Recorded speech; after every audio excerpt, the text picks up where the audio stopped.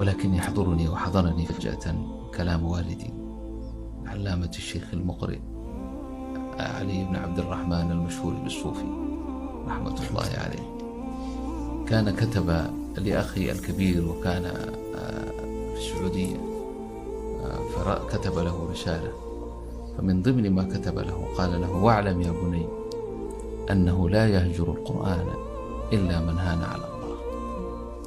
واعلم يا بني أنه لا يهجر القرآن إلا من هان على الله. تريد أن تعرف مقامك عند الله تعالى وقيمتك عنده، فانظر القرآن في حياتك. إن الله سبحانه وتعالى جعلك مرتبطا بكتابه، لا يمر عليك ليلك ونهارك إلا وأنت مصاحبا له تلاوة، تدبرا، قراءة، وردا، فاعلم أنك شيء عند الله.